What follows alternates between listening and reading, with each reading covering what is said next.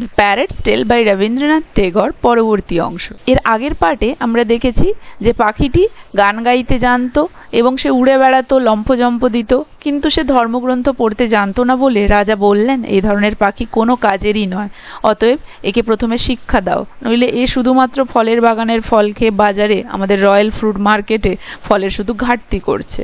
তাই তিনি মন্ত্রীবর্গকে ডেকে তাকে শিক্ষা দিতে বললেন এবং এই শিক্ষা দেওয়ার ভার গিয়ে রাজার নেফিউর ওপরে পড়ল। ফলে অনেক স্কলাররা এলো, অনেক পণ্ডিত ব্যক্তিরা এলো, তারা প্রকৃতপক্ষে আগে পাখির এই অশিক্ষার কারণটি চিহ্নিত করতে আলোচনায় বসলো এবং শেষমেশ তারা সমাধান হিসেবে বের করলো পাখির এইটুকু খড়কুটোয় তৈরি বাসার মধ্যে বেশি বিদ্যা ধরে না, তাই তার মধ্যে এত অশিক্ষা, তাই সে এতটা ফুলিশ। তাই প্রথমত যেটা লাগবে সেটা হচ্ছে এর এই ছোট্ট খড়কুটোর বাসার বদলে একে ভালো একটা খাঁচা বা বাসা তৈরি করে দিতে হবে। এই সমাধান শুনে রাজা খুব খুশি হয়ে তাদেরকে প্রচুর পরিমাণে পুরস্কারে পুরস্কৃত করলেন এবং সেই স্কলাররাও আনন্দিত হয়ে সবাই বাড়ি ফিরে গেল। এরপরে দেখো, the goldsmith started building the cage. এরপরে গোল্ডস্মিথ স্বর্ণকার কি করলো, পাখির বাসা তৈরি করা শুরু করলো। The cage turned out to be so exquisite that everyone under the sun rush to see it. The cage, খাঁচাটি, turned out to be so exquisite, exquisite মানে হচ্ছে সূক্ষ্ম, এত সুন্দর হয়ে উঠলো বাসাটি যে এভরিওয়ান, প্রত্যেকে, আন্ডার দ্য সান, সূর্যের তলায়, মানে বলতে চাইছে আশেপাশের সবাই, মানে পৃথিবীতে সবাই প্রায় রাশ টু সি ইট, এটা দেখতে ছুটে এলো। সাম সেইড, কিছু জন বলল, এডুকেশন ইনডিড, প্রকৃতপক্ষেই শিক্ষা হচ্ছে। আদার্স সেইড, বাকিরা বলল, education or no education, at least the bird has got the cage, যে শিক্ষা হোক বা নাই হোক at least পাখিটা তো একটা খাঁচা পেয়েছে, তাও আবার সোনার খাঁচা। হোয়াট আ লাকি বার্ড, কি ভাগ্যই না এই পাখিটার যে সে সোনার খাঁচা পেয়ে গেল, কি সৌভাগ্য পাখিটার। The goldsmith got a bag full of reward, অতএব সেই স্বর্ণকার ব্যাগ ভর্তি পুরস্কার পেলেন। He set out for home cheerfully, এবং সে বাড়ির জন্য আনন্দিতভাবে রওনা দিল, সে খুব খুশি হয়ে বাড়ির উদ্দেশ্যে রওনা দিল ব্যাগ ভর্তি পুরস্কার নিয়ে। The pandit came to teach the bird, এরপরে পণ্ডিতেরা এলো সেই বার্ডটাকে বা পাখিটাকে শিক্ষা দিতে। He took a pinch of snuff, pinch of snuff, এক চিমটে নিয়ে, স্নাফ হচ্ছে এক ধরনের মাদক জাতীয় পাউডার যেগুলো অতীতকালে ইউজ করা হতো, কারণ তখনকার দিনে মাদকদ্রব্য সেবনীয় এই সিগারেট টিগারেট এগুলো ছিল না, তখনকার দিনে এই ধরনেরই পাউডার পাওয়া যেত।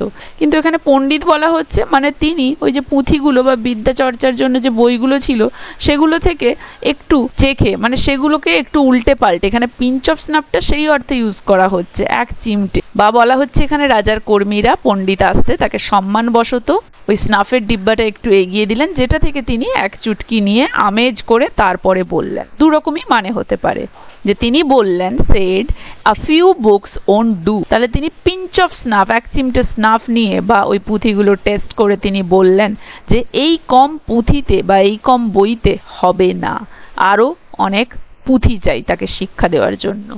The nephew summoned the scribes, অতএব নেফিউ রাজার ভাইপো লেখকদেরকে ডেকে পাঠালেন, সামন ডেকে পাঠানো। দে কপিড ফ্রম দ্য বুকস, তারা বই থেকে নকল করলো, অ্যান্ড কপিড ফ্রম দোজ, এবং সেগুলো থেকেও নকল করলো, দোজ কপিজ, মানে সেই নকলগুলো থেকেও আরো নকল করলো।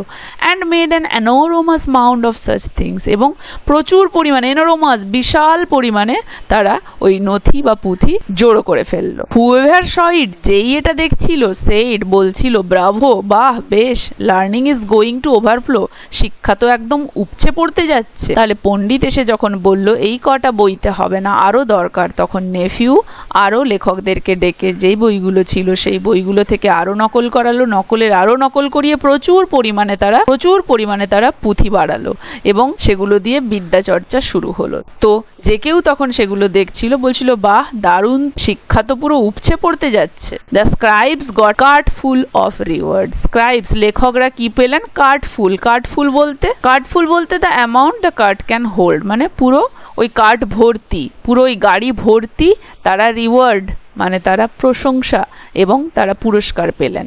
তাহলে লেখকরা গাড়ি ভর্তি পুরস্কার পেলেন। At once they rushed home, পেয়েই তারা একদম ছুটে বাড়ি চলে গেলেন। None of their descendants faced any poverty ever since, এবং তারপর থেকে তাদের কোনো বংশধরই আর দারিদ্রতা দেখলো না, মানে তাদের বংশধরেরা আর দারিদ্রতা কি জিনিস জানলো না, মানে কারো কাছেই আর টাকার কমতি হলো না, সবাই আসছে, যে যার কাজ করছে, প্রচুর পরিমাণে পুরস্কার নিয়ে যাচ্ছে, তাই তাদের আর কারোরই, তাদের বংশধরদের আর কারোরই টাকার অভাব হলো না।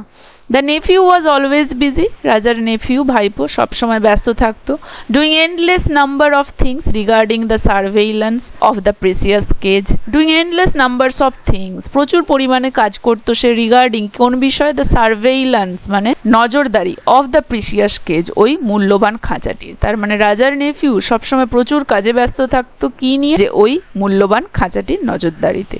Repairs were quite frequent, এবং ওই খাঁচাটির মেরামতি ছিল প্রায় মেরামতি লেগে থাকতো। অ্যাপার্ট ফ্রম দ্যাট, এটা ছাড়াও there was the washing and the cleaning and the polishing of the cage. এটা ছাড়াও ওই খাঁচাটার ধোয়া মোছা ছিল, পরিষ্কার করা ছিল, পলিশ করা ছিল।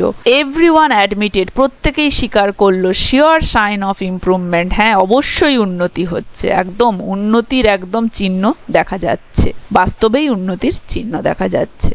Many people were employed, অনেক মানুষকে কাজ দেওয়া হলো, and to supervise them, এবং তাদেরকে তদারকি বা নজরদারি করার জন্য many more people were employed, আরও প্রচুর লোক নিয়োগ করা হলো। মানে এই সমস্ত কাজে খাঁচাটার রক্ষণাবেক্ষণ, তদারকি, ক্লিনিং, পলিশিং, ওয়াশিং এইসবের জন্য তো প্রচুর লোককে অ্যাপয়েন্ট করা হলো, এবং তাদের উপরে নজরদারি রাখতে আরও লোককে নিয়োগ করা হলো। Each of them, প্রত্যেকেই got a handful of coins, প্রচুর পরিমাণে হাত ভর্তি মুদ্রা পেল, এভরি মান্থ, প্রত্যেক মাসে, and fill their chest with them, এইভাবে তারা তাদের উদরপূর্তি করলো, মানে এইভাবে তারা তাদের সমস্ত খামতি বা ঘাটতি মেটালো। Their brother, sister and cousins began to live in great luxury and happiness, এবং তারা মানে যতজনই ওখানে কাজ বাজে এই সমস্ত কিছুর পেছনে যারাই নিয়োজিত ছিল, প্রত্যেকে তাদের ভাইয়েরা, তাদের বোনেরা, তাদের কাজিন, খুড়তুতো ভাই বোনেরা বিগ্যান টু লিভ, বসবাস করতে শুরু করলো, গ্রেট লাক্সারি, প্রচুর বিলাসিতা, অ্যান্ড হ্যাপিনেস, সুখে। তাহলে যারাই এই রাজদরবারে কর্মী হিসেবে নিয়োজিত হলো, প্রত্যেকে, এমনকি তাদের বংশধরেরা, তাদের ভাইয়েরা, বোনেরা, খুড়তুতো ভাই বোন, সবাই কিন্তু প্রচুর বিলাসিতায় এবং খুশিতে, সুখে বসবাস করতে শুরু করলো রাজার কাছ থেকে বা রাজদরবার থেকে এত পরিমাণ অর্থ পেয়ে।